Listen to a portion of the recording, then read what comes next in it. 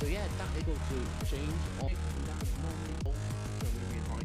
Now as you can see, I've got to do remove them 10 drive. So anyway, let's get it set. How are you handsome lot? I've got in today a Ford Cougar 1.5 Ecoboost from 2014 to 2016, and we've got horrible, like a grindy noise. And I'll start it up and show you now. Now you can probably hear it from there. It is sounding horrendous. I'll put the camera closer for it now. And that is a failed or rough bearings in the water pump. Now the first thing that we need to do before we get involved is remove this scuttle panel here, because it's going to give us a little bit more access underneath here to do the timing belt, and then once all that's off we can then disconnect the battery. And there we have it. That is all that scuttle panel off now. Look at all that room-a-rooney that we have got. Now I've disconnected the battery and we're going to take the vehicle up in the air now. I'm going to drain the coolant out of it, and I've just taken the filler cap off, so when we do disconnect it from underneath it's just going to flow out nice and easy. Now I've got the vehicle fully raised. We've taken the driver's side front wheel off because we're going to need to come in through there at some point. Now we've just got the coolant draining out into our lovely little receptacle. Now we have got to take the starter motor off. I don't know if you can see. We've got a few little pipes up there of the oil cooler, and one thing that we need to just move out of the way to enable us to get the starter motor off. Now to take the starter motor off, now I've undone all in pipes, you've got to remove the oil filter and the oil cooler, and then there is one bolt. Now on the manuals it's a little bit different, but because it's an automatic and there's a bigger box, there's a little bit of a fiddle. There's a bolt right down there behind them pipes. I don't know if I can I just pull it up and show you? No, but anyway, it's right down there, and how I've had to get in there is a quarter drive extension, 13mm, and then wobbly ends by Lexavon. They are absolutely insane. We've got that top one out. Now all we need to do is go back underneath and get the starter off. Right, well we have now got the starter motor off, which is there, and we have roughly put the flywheel locking tool in. I don't know if you can see up there. Now we need to come around the back of the engine and we need to remove the dry shaft bearing bracket, put it to one side, which is there, which will enable us to get to that little, what we normally like there, that little 10mm there that we need to remove. That one, oh, I can't see it very well, by there, by my finger, and then we can put the crank timing pin in, if that makes sense. Now I've got the inner wheel arch out, so we can get an 18mm on the crank now and turn it over and get this engine timed up. But while we're underneath here, I thought I might as well just pull the alternator belt off. It is very simple to do. And what we need to do now is drop the car down, get a jack, a lovely jack, and a block of wood, and jack it up on the sump there. Be careful with it, and then we can take the upper engine mount off. Well, I've now got the car back down to working height. We've removed the alternator. You've got to remove the alternator to remove a bracket to be able to get the end. Oh, nightmare. Whatever book time this says, they're lying. Fact. Now, if we just pull this cover back, be careful with it because it is only plastic. Now, there is a special tool that locks these camshafts, which is that one there. And I'll show you where it goes now, but there is two lines on it which I've put yellow marks on it just for you lot to see. One's a line and one's a dot.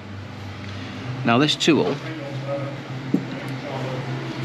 there is, I don't know whether you can see it, there is a line and a dot on it, and they go in pretty much, and it slots in like that, so we know that camshaft now is timed up. We're going to remove it just so we can put that locking pin in the crank.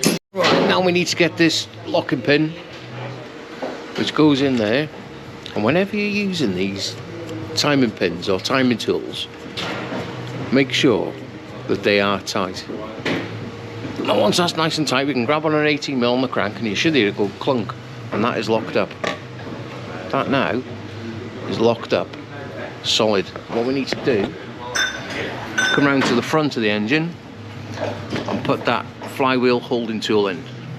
Once everything is now locked up, we need to move round and get this crank pulley off. Now you can just get your gun and buzz it off, but what I like to do is put a little mark on the pulley itself and on the block, just so when you fitting that back on, and I'll show you now, but that goes on in the same place because there's a little tool. If you're unaware of it, I will show you now. And it fits where the camshaft, the crankshaft sensor goes, by there, and then that little piece aligns up with the back of that pulley there.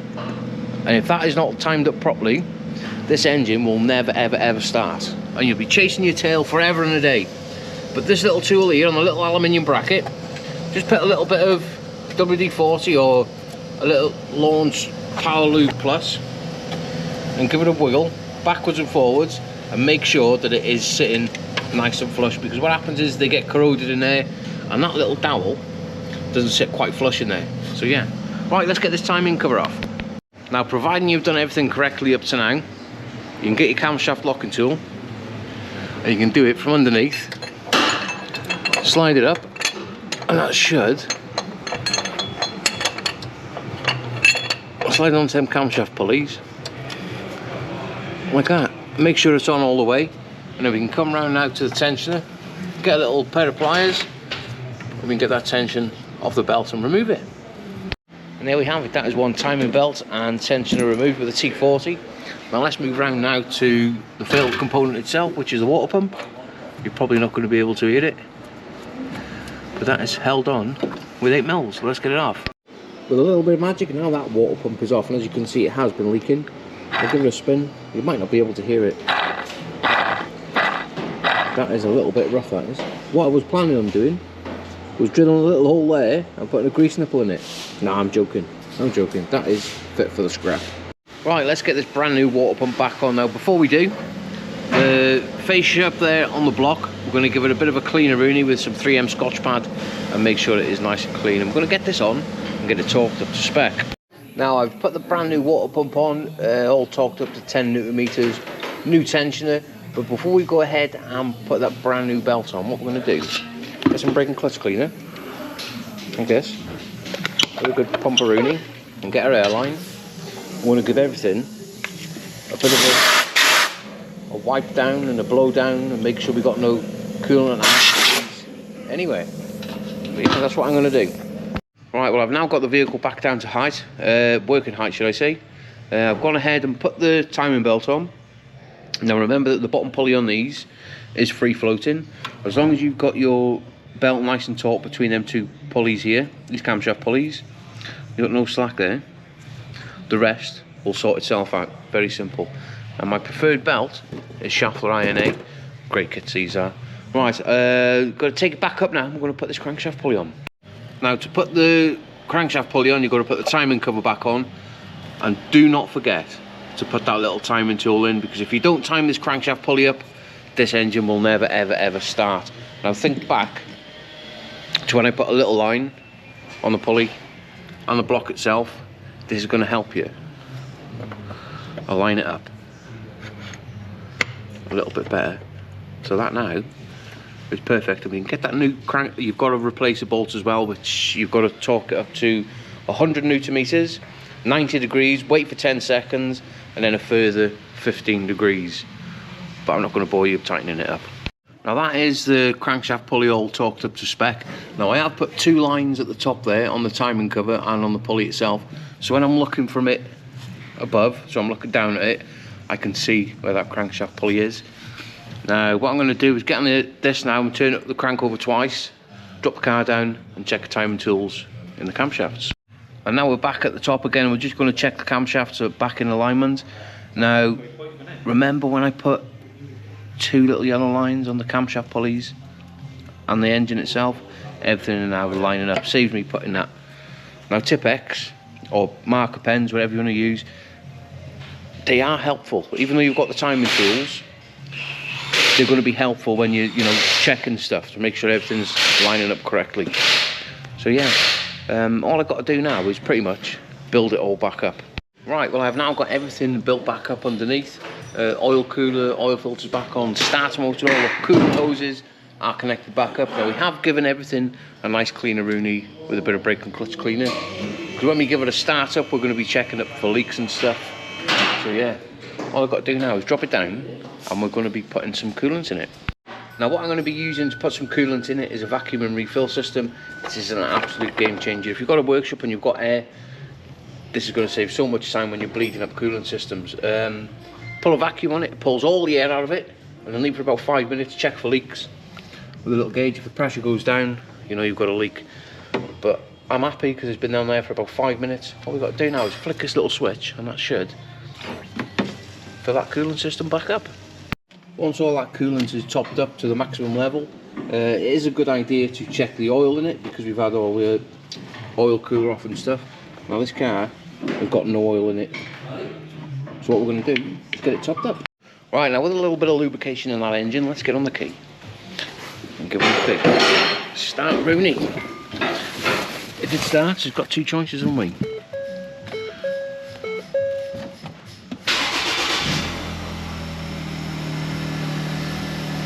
There we go. The car is now running. And we've got no warning lights on it whatsoever. Right, now while this car's ticking over and getting up to temperature, I'm going to be plodding on and putting all them trims and that back on and the inner wheel arch. Right, now I've got the car up in the air, we've put the inner wheel arch back on, but before we put that under tray on, we're going to be checking for leaks, and the car has been running about 10-20 minutes now, and we've got no leaks whatsoever. We're just going to grab our thermal camera now, and we're going to check that everything is circulating. Now that is awesome, this camera is, to be honest. You can see where you're looking at. See everything. It's brilliant. Right, let's put this belly pan back on and drop the car down. And there we have it, that car now is all back together and it is sounding like a little singer-sewing machine. Doesn't it sound so much better? Perfect. Right, well we've topped the oil up, we've got plenty of coolant in it, which is up to its maximum. Now what I do like to advise customers when they pick the cars, perhaps they've had a water pump job, over the next couple of days that the water level may just go down, and if it does go down you can top it up with just normal tap water. But yeah, there we have it. That is one time built water pump done on a 1.5 Ecoboost Ford Cougar. Anyway, hope you enjoyed the video. Let's get some.